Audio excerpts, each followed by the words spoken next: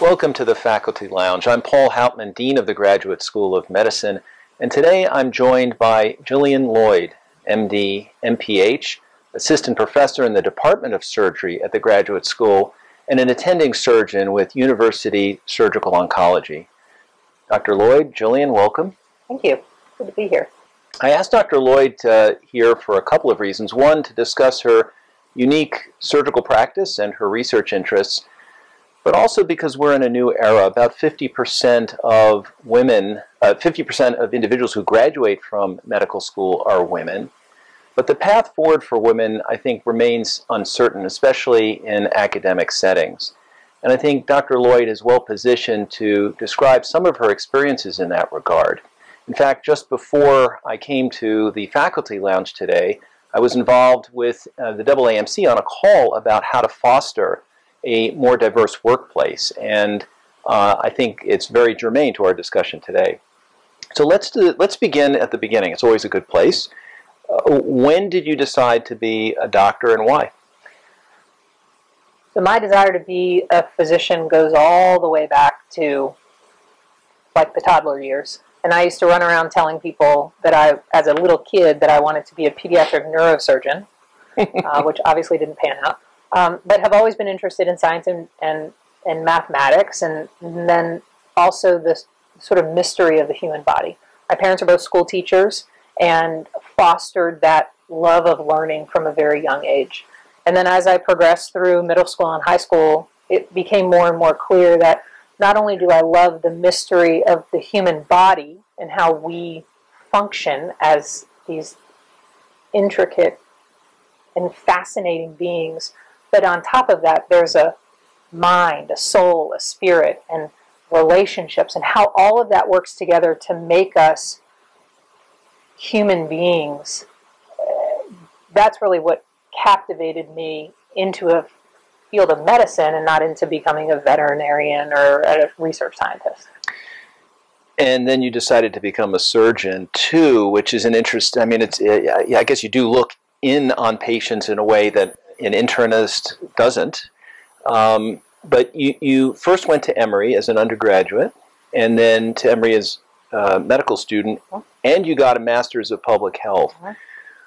So what motivated that part? In other words, most students won't get an MPH along with their MD degree, although it's a really interesting combination, and I think we're seeing more and more students get joint degrees, an MD MBA and MD MPH. What in particular about public health was exciting to you and made you decide to extend your education by another year? It's a great question. Especially as a surgeon, it's sort of quite a dichotomy, right? Because I interact with the patient on such an individual level, but then also have an interest in health systems. And part of what interested me in the public health degree was recognizing that what brings a patient into my exam room is a whole network. It's a whole system. It's a health system, but it's also a social science system. It's also culture and the level of trust that they're putting in you.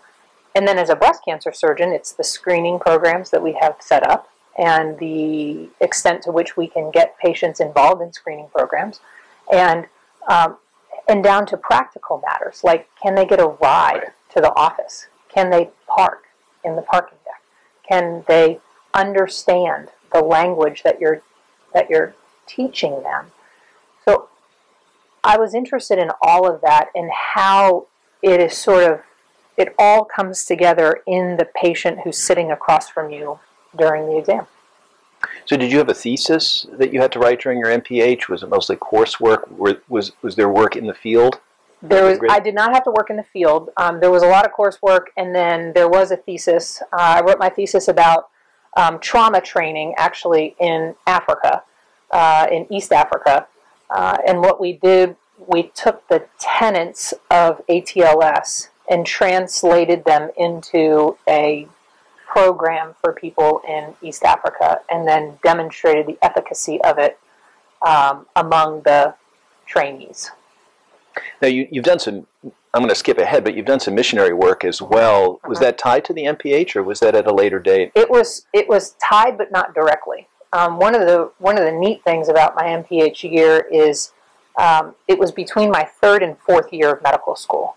So I continued my third year of medical school up until August, and then when classes started for the MPH, I dropped out of my rotations and went into medical school, or went into the public health school, and then those classes ended in May, but I didn't matriculate back into the fourth year of medical school until September. So there I was in May, June, and July, and part of August, with sort of some free time on my hands. And so went to Africa. I went to Kenya and worked at a mission hospital there for 2 months. I did adult surgery for a month, and I did pediatric surgery for a month. And that was when it really solidified in my mind that I wanted to be a surgeon.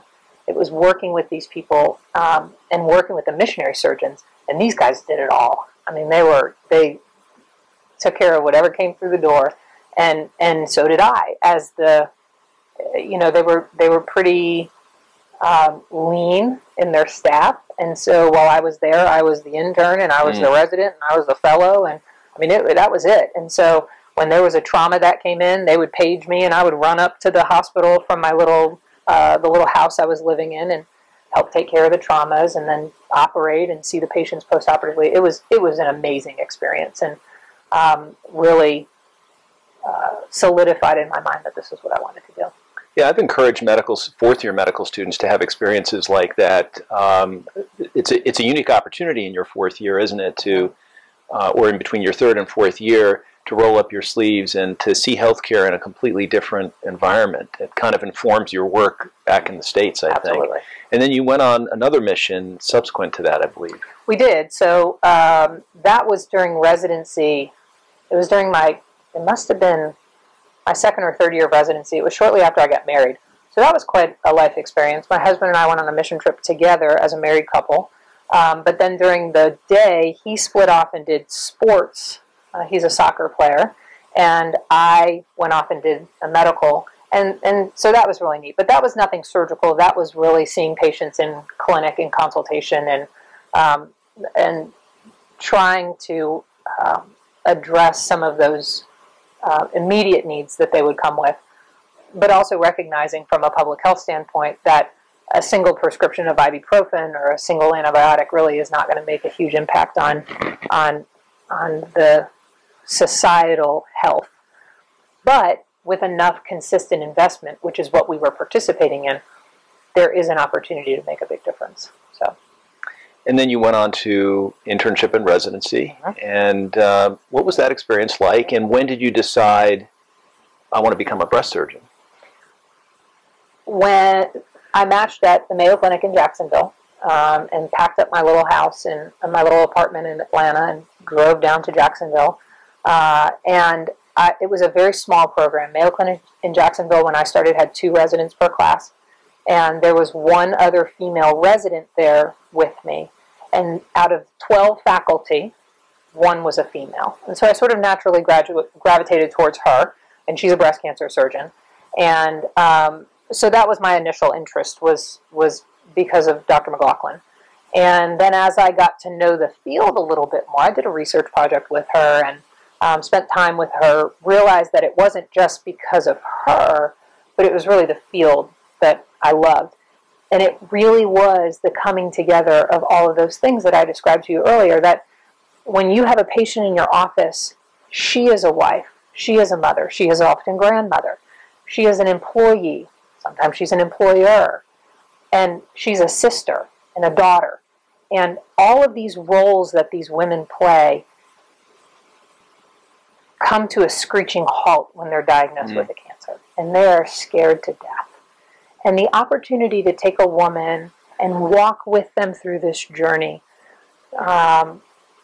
it really is such a privilege and such an honor, and represents to me the coming together of these things that I love since I was in middle school, and yet I also get to have this intimate journey with them where I have the privilege of operating on them, and they trust you, and they recognize that on some level that you have earned the worthiness of their trust, and you get to prove to them that you're worthy of their trust, and really help them get from being a scared patient at their diagnosis to an empowered, healed, whole survivor. And it's been so fulfilling to be able to walk with women through this journey. I think that's just absolutely beautifully said, and we should have all our third and fourth year medical students hear this interview for that reason, that, you know, patients are not commodities. We really have to reinvigorate our training of medical students to remind them of that fact. They have lives, they have careers, they have jobs, they have interests, they have histories, and we have to respect that, understand it, learn about it, and I think our careers become more fulfilling when we do that. I'll tell you that the point at which that became the most crystallized for me, I started here in September of 2015 as I call it a brand new baby attending, straight out of training. Started here in September, and my mother had an abnormal mammogram in September and was diagnosed with breast cancer at the beginning of October. I had been in my job for a month, and here it is. This is my mother. This is the woman who is my hero in life, facing the very diagnosis that I interact with on a daily basis, the thing that I have trained my whole life for. My mother is now walking through. And I answered the phone every day and answered her questions every day leading up to her surgery. And she had her surgery towards the end of October of 2015. She had her surgery on a Friday. I spoke at Komen, the Komen Race for the Cure, on Saturday, and then got on a plane and flew home and had the privilege of being her very overqualified home health nurse for a couple of days at home, teaching her how to take care of her drains and that sort of thing. My partners were incredible at just sort of picking up and saying, no, you have to go, even though I had been here for a month, 6 weeks at that point. And that experience changed me as a surgeon, because as much as I saw patients as individuals before that, now I was staring into my mom's eyes. And the daughters who come to the appointments, because patients, when they come for their first consultation, they always bring somebody. We tell them to bring somebody. But I'm staring into my own eyes in the daughters who come to the appointment, and staring into my dad's eyes when I'm looking at their spouse, you know, the patient's spouses, and it really brought it home that these are people who we take care of, not breasts with cancer. Right, we often refer to it, who's in room 3, or, you know, a kind of depersonalization that goes on. I wanted to ask you about the whole issue, though, of training as a woman through rigorous training, moving frequently. You mentioned to me once that you feel like you had stood on the shoulders of giants. Tell me more about that. And, you know, you're transitioning now. I think that for our medical students and residents, they're looking at you as that giant. And I'm thinking specifically about women getting into medicine, training, and so forth. So tell us about that experience. What barriers do you think you had to overcome? What needs to change? I mean, these are very big questions, and might want to take a few minutes to think about them, but and where are we relative to where we should be, I think? Well, I'll start out by saying, yes, absolutely, I stand on the shoulders of giants. I am not the first woman who went to medical school or who did a surgery residency, and clearly not the first female breast cancer surgeon. And so I recognize that I am, on some level, riding the coattails of people who have gone before us, and women who were the first female medical students. And those women are still alive, which is pretty cool. And interacting with them and getting to chat with them about what their experiences were like is very different than mine. When I started medical school, about half of our class were females, and so I was used to looking from one side to the other and seeing women around me, and strong women who have chosen a difficult path. Being a female physician And being a female surgeon, it's not an easy road. But there's nothing else in life that would fulfill me the way that this does. And that's what I tell medical students and college students that I interact with, even through the Medical Explorer program that we have here at UT. When I sit down with them and really talk to them, I say, you know, if there's something else that you can do that will fulfill you, go do it. But for me, there was nothing else. There was nothing else that I could do. And it is fulfilling, and it has brought me joy. Have I faced challenges? Absolutely.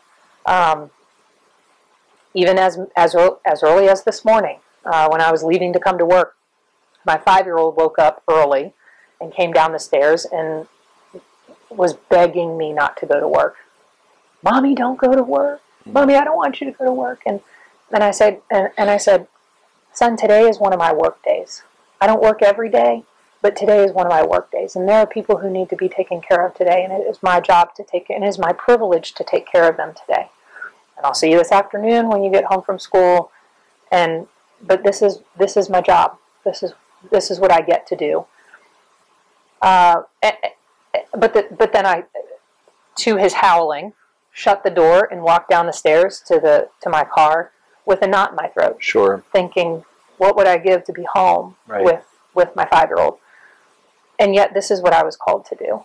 And here I am. And also, my husband texted me 5 minutes later and said, just so you know, he stopped crying as soon as you closed the door. Right. So part of it is kids, right? But it's a challenge. It certainly is a challenge. And since I brought him up, my husband is a big reason why I can do what I do. He made the very difficult decision to be a stay-at-home dad. And for now, with 2 toddlers at home, I have a 5-year-old and a 2-year-old, he has opted to put his career on hold so that we can have a consistent force at home. And I was thinking about other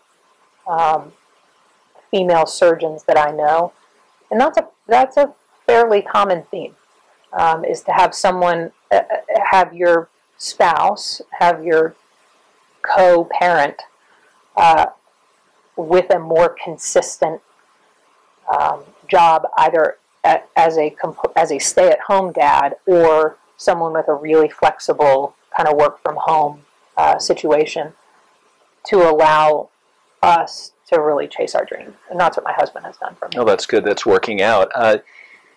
You know, I've heard various versions of what it's like to train as a woman, to the long hours, the impact that has on family, but it's also within the hospital culture. There are issues that arise. I think probably every female physician I've ever talked to about this issue will tell you that they've been mistaken multiple times for the nurse when they walk into the room. What's that like? How do you deal with that? And also, during your training and beyond, have there been overt examples of gender bias, or has it been subtle, or has it been non-existent? I would say really both. So, you know, I mean, I would lose track counting how many times I've been mistaken as a nurse. It's gotten less since I've become an attending. I don't know if that's because I'm growing some more gray hairs, or, you know, maybe it's just the difference in the way that you carry yourself, but it used to really hurt my feelings. And I used to introduce myself as, I'm Dr. Lloyd. And I don't do that anymore. I introduce myself, I'm Jillian Lloyd, I'm a breast cancer surgeon. And part of it, I think, comes down to, I have a tremendous amount of respect for nurses. Nurses do great work around this hospital and in the clinic area. For sure. So if you mistake me as a nurse, that's not an insult to me. Because we all play our role. And I cannot do my job if there aren't nurses doing their jobs. And nurses can't do their job if I'm not doing my job. And so I recognize the importance of the different roles within the hospital. And if you mistake me for a nurse, I'll tell you that I'm your physician. But it's not in a way to discount the value of our nursing and staff. None intended. Absolutely. Now, have I faced bias along the way? Of course I have. I'll tell you a story. When I was interviewing for medical school, I only interviewed at programs that had the joint MD-MPH program, because that's what I knew I wanted to do. And as I was interviewing for at one of these programs, the interviewer said to me, well, why do you want to go to a program that has an MPH? And I, told him on my regular life. And he said, well, that's a waste of time.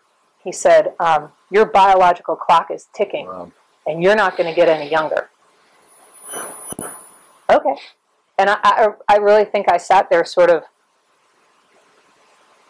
and I said to him, okay, sir, I appreciate your opinion on the matter, and obviously didn't go to that program. So yes, there is still and I think that was about 15 years ago when I was applying for medical school.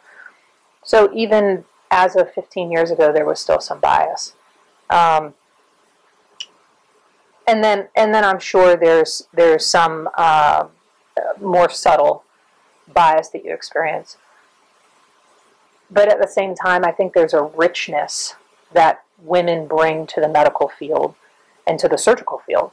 There was recently a study that was published that looked at complication rates for female surgeons. We actually have lower complication rates than our male colleagues. And I think there's a richness that we bring to patient care that, for me, overrides some of that gender bias that I've experienced. Fair enough. Well, you mentioned papers and research. Why don't we spend our last few minutes together just talking about your research? You have an interesting project underway right now on the topic of compliance in patients with breast cancer. Tell us more about that. For women who are diagnosed with an estrogen receptor positive breast cancer, so it's about 70% of breast cancers are sensitive to estrogen and in fact stimulated by systemic estrogen. One of the cornerstones of their management from a medical perspective is addressing that estrogen. But those medications come at a cost in terms of side effects. And as a result, we see pretty high levels of noncompliance to those medications that tinker with the patient's estrogens. And one of the things that I'm interested in is figuring out why. Why do patients not comply with their estrogen medications? Because a lot of women experience side effects and yet continue to take the medications, whereas others won't even try the medication because they're afraid of the side effects that they may experience. I read on the internet that I could, whatever. And what we're really looking at are the psychosocial factors that play into that. So, for example, are married women more likely to stay on their medication or not stay on their medication? Are married women who feel supported by their spouses more likely to stay on their medication or less likely to stay on their medication? So looking at those sorts of factors, and how can is there a model that we can predict patients who are likely to stay on their medication and therefore have better cancer outcomes? And perhaps more importantly, can we predict patients who are likely to stop complying with their medications and intervene in such a way as to improve their compliance and ultimately improve their cancer outcomes? Understood. And this is also a collaboration with faculty from the College of Nursing, which is something we're really encouraging here, is cross-disciplinary, cross-school collaborations. So it's excellent, and I really want to thank Dr. Lloyd for joining us today. This has been a very exciting interview, and we look forward to other stimulating discussions from the Faculty Lounge, so please join us in the future. In the meantime, thanks for watching.